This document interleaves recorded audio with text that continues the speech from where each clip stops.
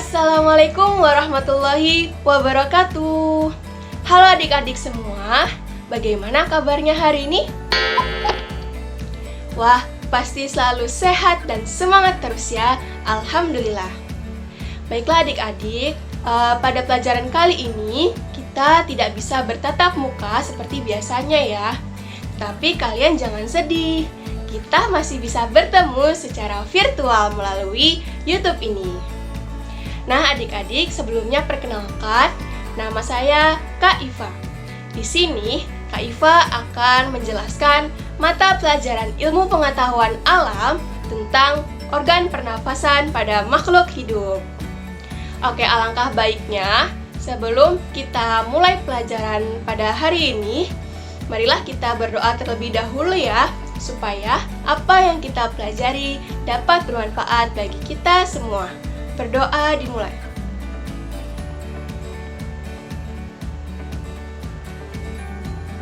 Amin ya robbal alamin. Berdoa selesai. Oke, langsung saja kita masuk ke materinya ya. Are you ready guys? Oke, let's go. Baiklah adik-adik.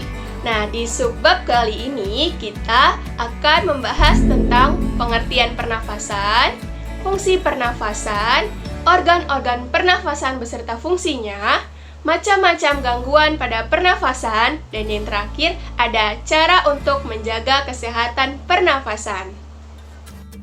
Coba Kak Iva tanya nih, kalian ada yang tahu nggak sih apa itu pernafasan? Apa? Hayo. Oke, nah pernafasan adalah proses pengambilan oksigen dari lubang hidung dan mengeluarkan karbon dioksida dari mulut. Adapun fungsi-fungsi dari pernafasan yaitu menghirup dan menghembuskan udara. Yang kedua ada pertukaran gas antara paru-paru dan aliran darah. Yang ketiga ada pertukaran gas antara aliran darah dan jaringan di dalam tubuh. Yang keempat ada menciptakan suara, dan yang kelima ada mencium bau. Nah, selanjutnya Kak Iva akan menjelaskan urutan-urutan organ pernafasan pada manusia. Nah, gambarnya bisa kalian lihat ya. Wah, jelas sekali nih gambarnya. Nah, kalian bisa baca juga ada bagian-bagiannya. Yang pertama, pernafasan itu dimulai dari menghirup oksigen dari lubang hidung atau rongga hidung ya. Nah, yang kedua menuju faring atau tenggorokan. Yang ketiga menuju trakea atau batang tenggorokan. Yang keempat menuju laring atau pangkal tenggorokan. Yang kelima menuju bronkus atau cabang batang tenggorokan. Dan yang keenam terakhir ini ya, menuju pulmo atau paru-paru. Nah, di rongga hidung ini terdapat selaput.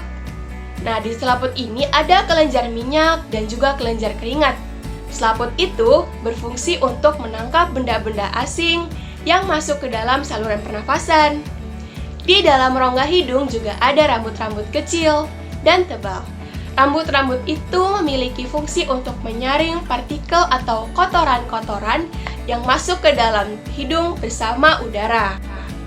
Selanjutnya ada faring atau tenggorokan.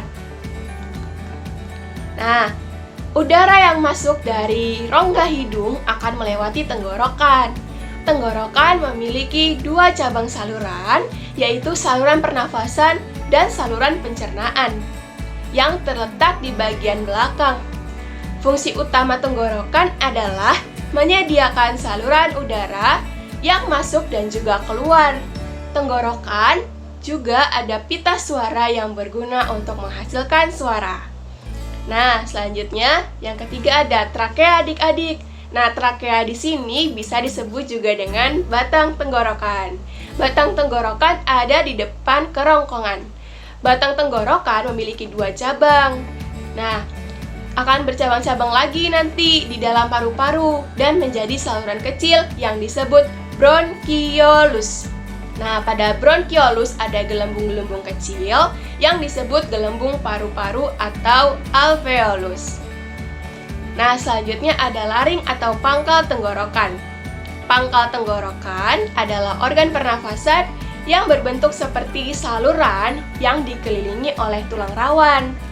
Pangkal tenggorokan memiliki tulang rawan yang disebut dengan epiglotis.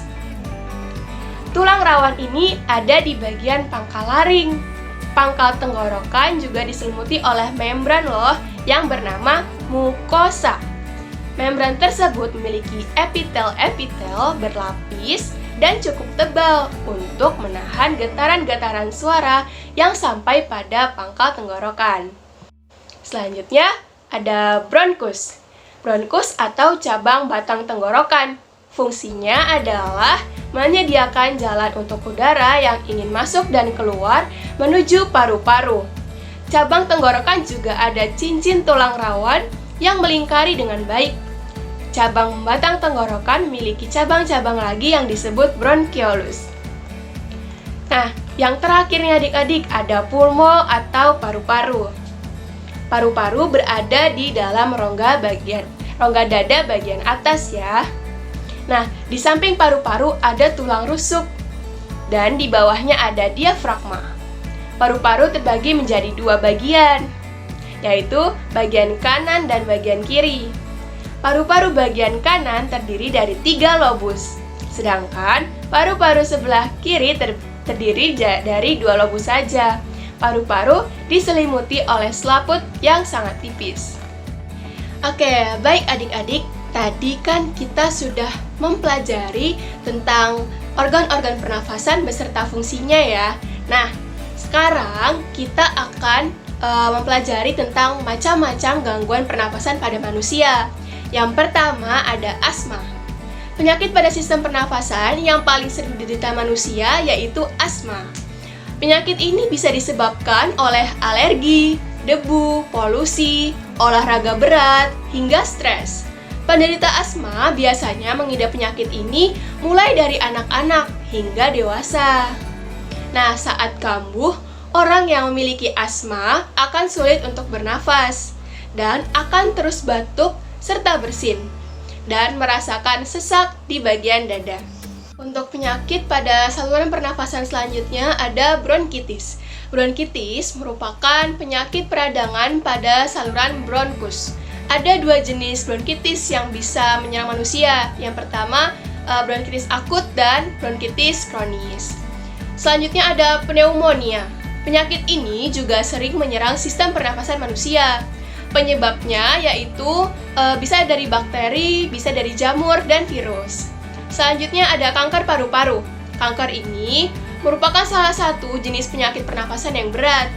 Kanker paru-paru terjadi saat sel-sel pada paru-paru berkembang, tidak normal, yang kemudian menyebabkan tumor. Selanjutnya ada tuberkulosis atau TBC.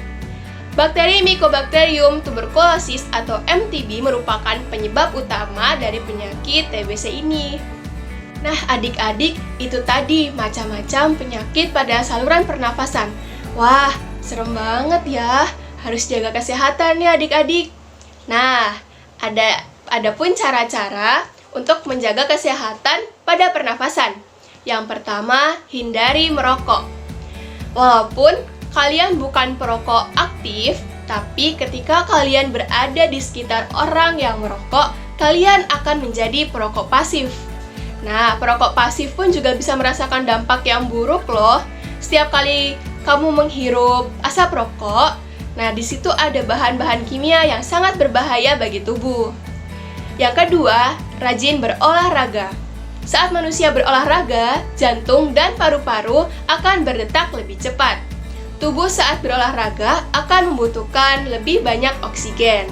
Ketika berolahraga pun, manusia yang biasanya akan bernafas sebanyak-banyaknya, di sini terjadi 15 kali per menit menjadi 40 sampai 60 per menit. Itulah pentingnya untuk melakukan olahraga rutin. Nah, selanjutnya ada hindari paparan polusi. Mungkin hal ini cukup sulit ya dilakukan, terlebih kalian yang tinggal di daerah perkotaan. Polusi bisa merusak paru-paru. Namun, kalian bisa menghindari polusi dengan menggunakan masker.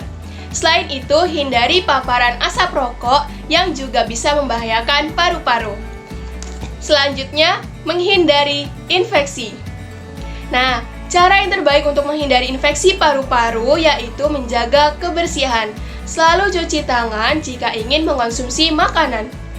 Mandi secara teratur dan minum banyak air mineral dan selalu konsumsi buah serta sayur setiap hari. Dengan mengkonsumsi makanan sehat akan membantu menjaga sistem kekebalan tubuh. Baiklah adik-adik, itulah tadi materi yang bisa Kak Iva sampaikan. Setelah ini, kalian akan mempelajari materi tentang macam-macam pernafasan pada hewan yang akan dijelaskan oleh Kak Miftah. Check it out! Simak videonya ya! Nah, setelah kalian mempelajari sistem pernafasan pada manusia, pada materi selanjutnya ini kalian akan mempelajari sistem pernafasan pada hewan. Semua makhluk hidup, terutama hewan, itu memiliki sistem pernafasan. Namun, tahukah kamu bahwa sistem pernafasan pada hewan itu berbeda-beda loh, tergantung pada habitat tinggal mereka. Seperti halnya hewan yang hidup di air itu memiliki sistem pernafasan yang berbeda dengan hewan yang hidup di darat dan di udara karena minimnya oksigen yang dapat mereka peroleh. Nah, apa saja sih sistem pernafasan itu? Yuk cari tahu. Yang pertama ada mamalia. Hewan mamalia ini biasanya hidup di darat. Sistem pernafasannya ialah menggunakan paru-paru. Nah, proses pernafasannya ialah udara akan masuk melalui lubang hidung, lalu ke tenggorokan, dan ke paru-paru. Nah, hewan mamalia itu apa saja sih? Ya, ada sapi, kambing, harimau, domba, dan masih banyak lagi. Yang kedua ada amfibi. Amfibi ini ialah hewan yang hidup di dua alam, yakni di darat dan di air. Kebanyakan hewan amfibi ini akan bermetamorfosis dari sistem pernafasan menggunakan insang, kemudian berubah menjadi sistem pernafasan menggunakan paru-paru. Namun, ada juga loh amfibi yang bernafas menggunakan kulit. Ya, menggunakan kulit. Pada hewan ini, kulit mereka akan menyerap air dan akan terjadi pertukaran gas pada kulit yang biasa disebut dengan respirasi kulit. Pada hewan ini, yang bernafas menggunakan kulit, mereka akan menjaga kelembapan kulit agar proses pernafasan berjalan dengan lancar. Dengan itu, mereka tidak perlu lagi naik ke permukaan air untuk mendapatkan oksigen. Nah, contoh-contoh hewan amfibi itu apa saja sih? Ya, ada katak, ada kura-kura, ada penyu, dan masih banyak lagi. Yang ketiga, ada ikan. Tentunya, kalian pasti tahu dong ikan itu bernafas dengan apa? Ya, menggunakan insang. Insang berbentuk lembaran-lembaran tipis yang berada pada sisi kiri dan kanan kepala ikan. Fungsi insang ialah untuk menyaring udara. Nah, proses pernafasannya itu seperti apa sih? Ketika ikan bernafas, ikan akan membuka mulutnya. Lalu, air dan udara akan masuk dan menuju ke insang. Kemudian akan disaring dan ditangkap oleh pembuluh darah yang ada pada insang. Kemudian, insang akan membuka untuk mengeluarkan air dan karbon dioksida. Yang keempat ada serangga. Ya, hewan yang hidup di darat ini bukan termasuk hewan mamalia loh, karena serangga memiliki sistem pernafasan yang berbeda, yakni menggunakan trakea. Pada sistem pernafasan ini, serangga memiliki lubang-lubang kecil pada tubuh mereka atau biasa disebut dengan tentakel. Tentakel ini berfungsi sama seperti hidung, yakni tempat keluar masuknya oksigen dan karbon dioksida. Yakni udara akan masuk melalui tentakel-tentakel kecil ini, kemudian akan langsung masuk ke trakea dan akan disalurkan ke seluruh tubuh pada serangga. Nah, itu tadi merupakan macam-macam sistem pernafasan pada hewan. Semoga dapat dimengerti dan bermanfaat. Kurang lebihnya saya mohon maaf. Wassalamualaikum warahmatullahi wabarakatuh. Eits, tunggu sebentar adik-adik. Di sini, Kak Iva akan memberikan informasi. Nah, tadi kan kalian sudah mempelajari tentang sistem pernafasan pada manusia. Dan kalian juga sudah mempelajari tentang sistem pernafasan pada hewan. Nah, untuk menguji seberapa jauh pemahaman kalian, Kak Iva punya soal nih. Soalnya berupa Google Form, yang mana linknya bisa diakses di deskripsi video ini ya.